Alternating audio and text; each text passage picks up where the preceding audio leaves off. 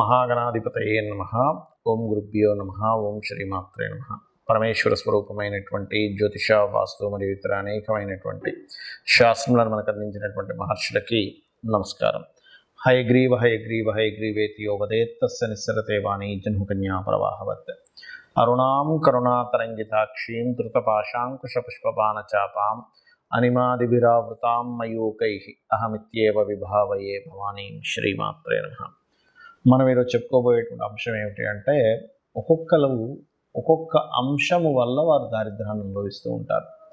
అందులో 12 లగ్నాల వారికి, ఒకవేళ లగ్నం తెలిస్తే లగ్నం నుంచి ఫాలో అవ్వండి, లేనట్లయితే 12 రాసులు తీసుకోండి. లగ్నం తెలియదండి, కొంతమందికి టైమ్ ఆఫ్ బర్త్ నోట్ చేయరు, అలాంటప్పుడు రాసి చూసుకుంటూ ఉంటారు. అటువంటి వారు కూడా ఈ యొక్క అంశంలో, అంటే మీరు ఏ విషయాల జోలికి వెళ్ళడం ద్వారా మీకు దారిద్ర్యం అనేటువంటిది ప్రారంభం అవుతుంది, ఎటువంటి పరిసరాలు మీ చుట్టూ ఉండకూడదు, ఇవి కనుక తెలుసుకోగలిగితే మీకు దారిద్ర్యం అనేటువంటిది మీకు దరిచేరదు. గుర్తుపెట్టుకోండి.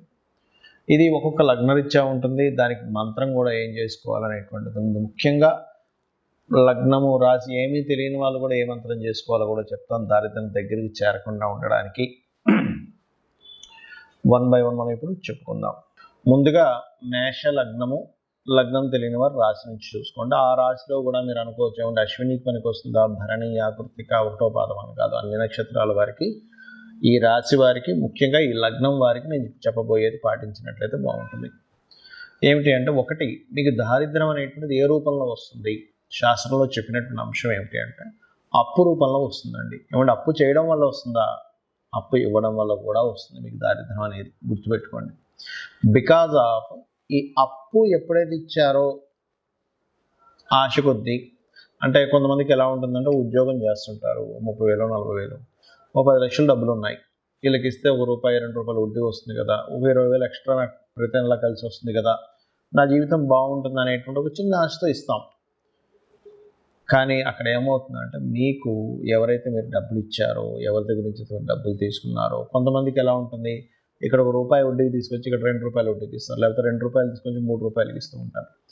అలా వాటిలో ఇరుక్కున్నారా, అక్కడి నుంచే మీకు దారిద్ర దేవత మీ ఇంట్లో స్టార్ట్ అవుతుంది. గుర్తుపెట్టుకోండి. కాబట్టి మరి చిట్ ఫండ్ సంబంధించినవి, లేదా డైలీ ఇవి నడుపుతుంటాం కదండి, మా పరిస్థితి ఏమిటని అడగవచ్చు. ఎందుకంటే మేష లగ్నంలో జన్మించిన వారు ఈ దీంట్లో కూడా ఉంటారు. వారికి బుధగ్రహం చాలా బాగుంటుంది, అప్పుడు వాళ్ళకి ఇబ్బంది రాదు. అంటే మీ జన్మజాతకంలో బుధగ్రహం ఎలా ఉందని ముఖ్యంగా చూసుకోవాలి.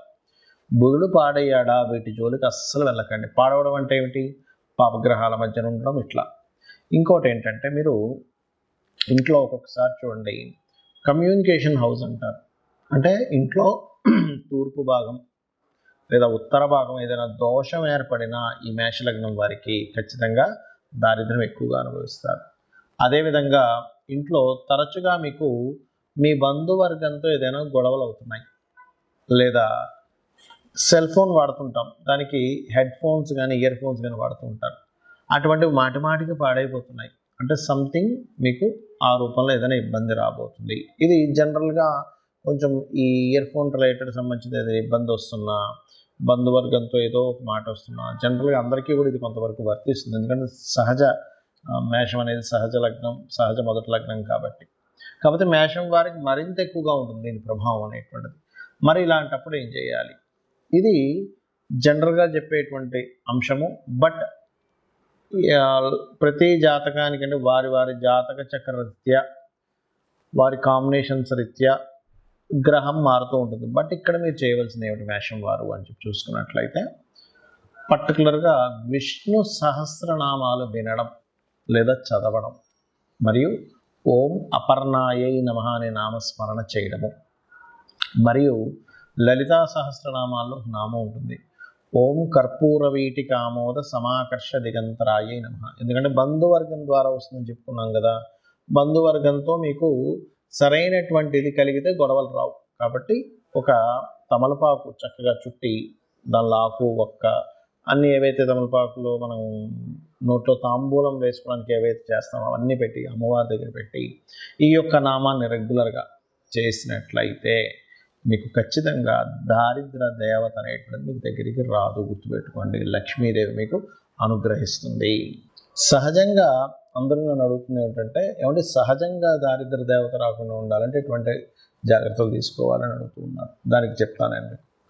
ఒకటి గుర్తుపెట్టుకోండి, ఇంట్లో గనక సూర్యోదయం అయిన తర్వాత కూడా ఎక్కడ పక్కలెత్తకుండా నిద్రపోతూ ఉన్నట్లయితే దారిద్ర దేవత ఖచ్చితంగా ఇంట్లో ఎంటర్ అవుతుంది. అంటే మీరు అనుకోవచ్చు, ఏమండి మా ఇంటి పక్కన పెద్ద బంగ్లా ఉంది, ఆ ఇంట్లో పిల్లలు అయితే అసలు పెద్దాక లెగరు, ఇంట్లో ఎవరు అసలు ఇచ్చేరైనా బాగానే ఉంది అంటే ఒకటే గుర్తుపెట్టుకోండి, వాళ్ళకి పూర్వజన్మల్లో చేసిన పుణ్యము వల్ల ధనాయోగం అనేటువంటిది బలంగా ఉంటుంది. అంత మాత్రం చేత వాళ్ళు హ్యాపీగా ఉండాలని అనుకోకండి. వాళ్ళకి దరిద్ర దేవత అంటే కేవలం డబ్బులు లేకపోవడం మాత్రమే కాదు, గుర్తుపెట్టుకోండి, రోగాలు వస్తుంటాయి మనిషికి. లేనట్లయితే నిందలు ఎక్కువ పడుతూ ఉంటారు. ఇలా ఒకటి కాదు రెండు కాదు చాలా ఉంటాయి. ముఖ్యంగా రోగరూపేణ ఎవరైతే సూర్య భగవానుడు సూర్యోదయం అవ్వకముందు ఎవరైతే నిద్రలేస్తారో వాళ్ళకి రోగాలు వచ్చేటువంటి ఛాన్సెస్ తక్కువగా ఉంటాయి. సూర్యోదయం అయినా కూడా అలాగే నిద్రపోతుంటే రోగం వచ్చే ఛాన్సెస్ ఎక్కువగా ఉంటుంది. ఎందుకు అంటే ఈ రోగానికి సూర్యుడికి సంబంధం ఉంటుంది. సూర్యుడు వచ్చేసరికి మనం తెలివేసి ఉన్నాము అంటే రోగం రాదండి. ఎందుకంటే సహజంగానే సూర్య భగవానుడు ఆరోగ్య ప్రదాత కాబట్టి, ఆరోగ్యం భాస్కరాదిత్యది అంటూ ఉంటారు కాబట్టి ఇది ముఖ్యంగా పాటించండి. అలాగే ఇంట్లో పాత వస్తువులు, శాస్త్రం ఏం చెప్పిందంటే పాత మనుషులు అంటే ఏంటి, బాగా ఏజ్డ్ పర్సన్స్ ఇంట్లో ఉండాలి. ఎందుకంటే వాళ్ళ సూచనలు వాళ్ళ అనుభవాల ద్వారా మనం రక్షింపబడతాం. కానీ విరిగిపోయినవి పాడైపోయిన వస్తువులు ఇంట్లో ఉండకూడదని చెప్పింది. అవి ఎంత ఎక్కువగా ఉంటాయి ఇంట్లో, పనికిరాని వస్తువులు అంత దారిద్ర్యం పెరుగుతూ ఉంటుంది. ఇంట్లో బూజు ఎక్కువ పట్టడము, పాత గోళ్ళగా ఉండడము, ఇల్లంతా మట్టి కట్టుకుపోయినట్టుగా పాతగా అయిపోవడం, ఇది కూడా దరిద్రానికి సంకేతం. ఇంట్లో చినిగిపోయిన వస్త్రాలు ఉన్నట్లయితే, ఇప్పుడు ఒకటండి, ధనం లేదు, బాగా పేదరికం అనుభవిస్తున్నారు, చినిగిన వస్త్రం వేసుకోవడమే అతనికి ఇంకా గత్యంతరం మరొకటి లేదన్న వాళ్ళకి మనం ఏం చేయలేము. కానీ కొంతమంది ఏం చేస్తారంటే తెలియక చినిగిన వస్త్రం ధరిస్తారు. ఏం కాదులే, డబ్బులు ఉన్నా కూడా కొంతమంది అటువంటివి ధరిస్తే దారిద్ర దేవత వస్తుందని చెప్తుంది శాస్త్రం. ఎందుకు అంటే చెప్తాను చూడండి, చిన్న లాజిక్ ఇక్కడ ఏం లేదు. చినిగిన వస్త్రం వేసుకుని ఎక్కడికి వెళ్ళాను, చూశాడు, మన మీద అంచనా వాళ్ళు ఆ వ్యక్తికి చినిగిన వస్త్రాలు వేసుకున్నా అంటే ఈ వ్యక్తి దగ్గర ఏమీ లేదేమో, చాలా దారిద్రంలో ఉన్నాడేమో, ఈయనకి పెద్దగా మనం మర్యాద ఇవ్వవలసిన పని లేదు అనుకునే వాళ్ళు కూడా ఉన్నారు. అందరూ అలా ఉన్నారని నేను చెప్పట్లేదు. కాబట్టి ఆ యొక్క విషయంలో వస్త్రం చాలా జాగ్రత్తగా ఉండాలి. వస్త్రం చాలా మంచి వస్త్రం వేసుకోవాలని మనకు శాస్త్రాలు చెప్తున్నాయి. అలాగే మరొకటి ఏంటంటే, ఇక్కడ మీకు లగ్నం తెలియదు, రాశి తెలియదు, కానీ దరిద్రం రాకూడదు. కొన్నిసార్లు ఏమవుతుందంటే దారిద్ర భావము అని ఉంటుంది జ్యోతిష్ శాస్త్రంలో. 3వ స్థానాన్ని దారిద్ర భావము అంటారు. ఆ 3వ అధిపతి గనక మీకు లగ్న సంబంధాలు ఏర్పడినప్పుడు ఎప్పుడు ఏదో ఒక పెయిన్, ఏదో ఒక దారిద్రం మీ వెంట పడుతూనే ఉంటుంది. అప్పుడు మీరు చేయవలసింది ఏమిటంటే, విష్ణు సహస్రనామాల్లో ఒక నామం ఉంది. మీకు దారిద్రం పోవడానికి, మీకు ఎప్పుడు పెయిన్ ఉంటే పోవడానికి ఏమిటది అంటే ఓం మధుసూదనాయ నమః.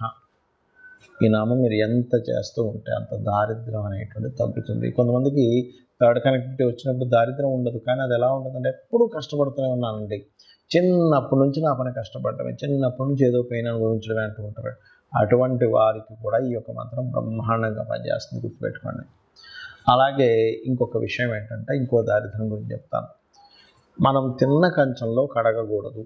తిన్న కంచంలోనే కడిగేస్తారు చాలామంది. శాస్త్రాల్లో మనకి మనం ఏదైనా ఆహారం భుజిస్తున్నామంటే దాన్ని యజ్ఞం కింద చెప్పారు. ఇదొక యజ్ఞము.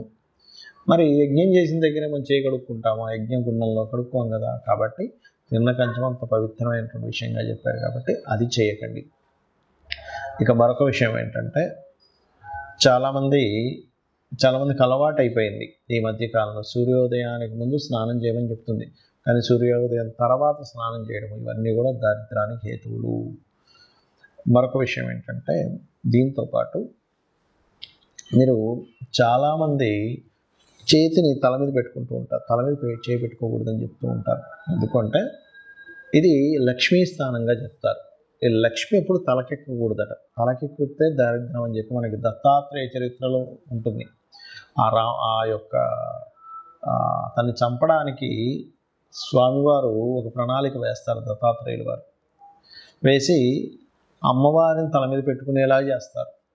వెంటనే ఆ రాక్షసుడు హతం జరుగుతుంది.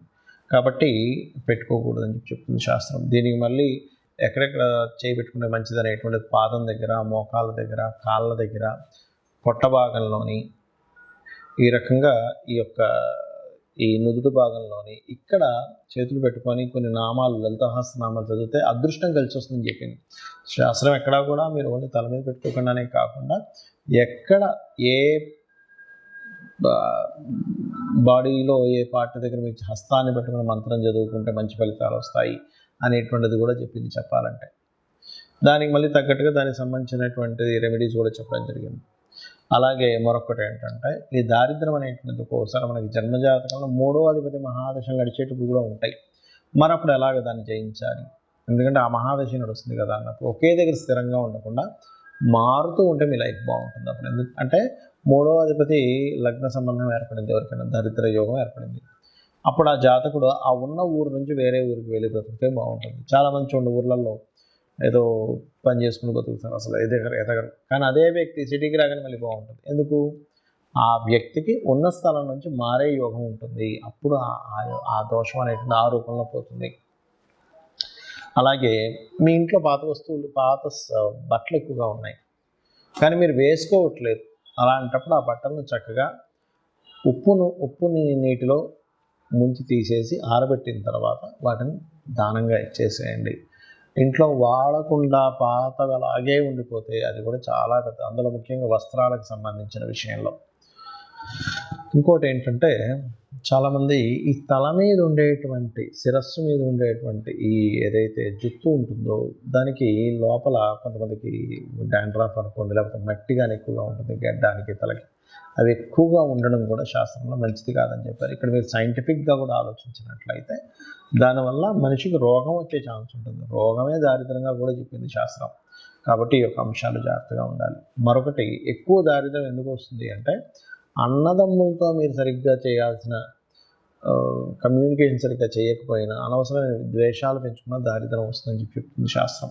అంటే అన్నదమ్ములతో, అక్క చెల్లెలతోని చిన్న చిన్న విషయాలు పట్టుకొని వాటిని ద్వేషంగా మార్చుకొని వాటిని మిస్అండర్స్టాండింగ్గా చేసుకుంటాం. ఎందుకంటే 3rd హౌస్ ఈజ్ దారిద్ర స్థానం. 3వ స్థానాన్ని దారిద్రము, పరాక్రమము, పౌరుషము, ధైర్యం ఇవన్నీ చెప్పారు. అందులో దారిద్రం కూడా ఉంటుంది.